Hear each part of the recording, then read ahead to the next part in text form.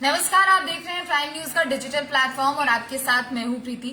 संसद के बजट सत्र की आज से शुरुआत हो चुकी है, जो कि 9 फरवरी तक जारी रहेगा। आप सभी को पता है कि मोदी सरकार के दूसरे कार्यकाल का अब अंतिम समय धीरे धीरे आ रहा है, क्योंकि देखिए अब लोकसभा चुनाव को लेकर प्रक्रियाएं जो है वो शुरू हो जाएंगी और मोदी सरकार के दूसरे कार्यकाल का ये दरअसल आखिरी बजट है, इसलिए इस बार अंतरिम बजट पेश किया जाएगा। दरअसल देखिए, जो भी चुनावी साल होता है यानी लोकसभा के लिहाज से अगर देखा जाए, क्योंकि हर एक राज्य में किसी न किसी साल में चुनाव जरूर होते हैं और ऐसे में जो केंद्रीय बजट जारी किया जाता है यानी पूरे देश का बजट जो जारी किया जाता है, अगर वो चुनावी साल होता है तो उस दौरान अंतरिम बजट जारी किया जाता है।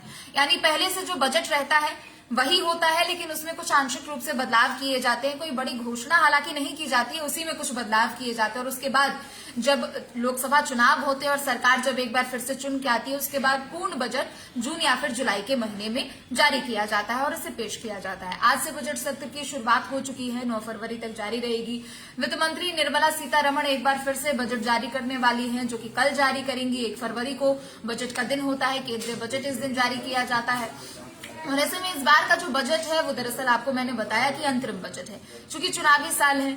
ऐसे में आज जब इस बजट के सत्र की शुरुआत हुई तो सबसे पहले राष्ट्रपति द्रौपदी मुर्मू ने इन दोनों ही सदनों को संबोधित किया, यानी लोकसभा और राज्यसभा दोनों ही सदनों के सभी सांसद वहां पर मौजूद थे। प्रधानमंत्री नरेंद्र मोदी भी वहां पर मौजूद थे और राष्ट्रपति ने अपने अभिभाषण से, अपने संबोधन से वहां मौजूद दोनों ही सदनों को संबोधित किया और सरकार के कार्यकाल का जिक्र किया कि आखिर सरकार ने इन 5 सालों में क्या काम किया है।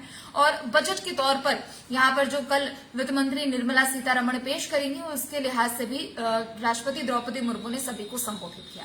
लेकिन सदन में जाने से पहले प्रधानमंत्री नरेंद्र मोदी ने यहाँ पर मीडिया को ब्रीफ किया। संबोधित करते हुए उन्होंने 2 मिनट के लिए अपना भाषण दिया और उन्होंने अपने अलग ही एक अंदाज में पीएम मोदी इस दौरान नजर आए। चूंकि देखिए, आप सभी को पता है कि मोदी सरकार के ये दूसरे कार्यकाल का आखिरी बजट है, यानी अब जब बजट पेश किया जाएगा वो अगले साल जो होगा वो हालांकि जो नई सरकार होगी उसी के अगुवाई में इसे पेश किया जाएगा। लेकिन प्रधानमंत्री नरेंद्र मोदी ने जब संबोधित किया वहां पर मौजूद प्रेस को, तो पीएम मोदी ने सभी को राम राम कहते हुए अभिवादन किया। अपने संबोधन की शुरुआत भी उन्होंने राम राम कहते हुए की और संबोधन के अंत को भी उन्होंने राम राम कहते हुए यहाँ पर पीएम मोदी ने अपने भाषण को समाप्त किया। पीएम मोदी ने कहा कि पिछले 10 सालों से मैं सत्ता में हूं और इस बार हम अंतरिम बजट अपना पेश कर रहे हैं और आशा है कि जब अगली बार हम आएंगे तो हम पूर्ण बजट पेश करेंगे। यानी पीएम मोदी ने अपने इस छोटे से भाषण में वो विश्वास जता दिया और पीएम मोदी ने सभी को आश्वस्त भी कर दिया और एक बार फिर से बता भी दिया,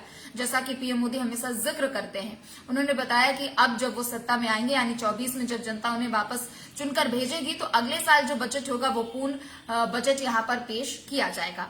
बहरहाल पीएम मोदी ने इस दौरान सांसदों पर कटाक्ष किया है। जाहिर सी बात है, विपक्षी सांसदों पर उन्होंने कटाक्ष करते हुए कहा है कि जिन सांसदों की हुड़दंगी आदतें हैं, यानी आदतन जो हुड़दंगी है, जो कि सरकार के कार्य को न सुनते हैं न समझते हैं, उनकी आदत हो गई है संसद में बैठ करे।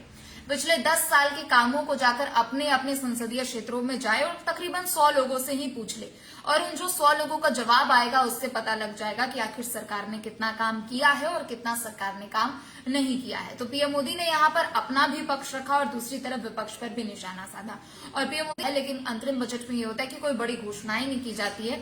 जो बजट चल रहा होता है उसमें आंशिक रूप से कुछ बदलाव किए जाते हैं, टैक्सेशन हो या फिर राजस्व हो, तमाम चीजों को देखते हुए बदलाव किए जाते हैं। लेकिन जब सरकार दोबारा से एक बार चुनकर आती है, यानी चुनावी साल की मैं बात कर रही हूँ, सरकार दोबारा से चुनकर आती है तो उसके बाद जून या जुलाई महीने में फिर पूर्ण बजट पेश किया जाता है। तो चलिए फिलहाल के लिए इतना ही, बाकी खबरों के लिए आप देखते रहें प्राइम न्यूज। नमस्कार।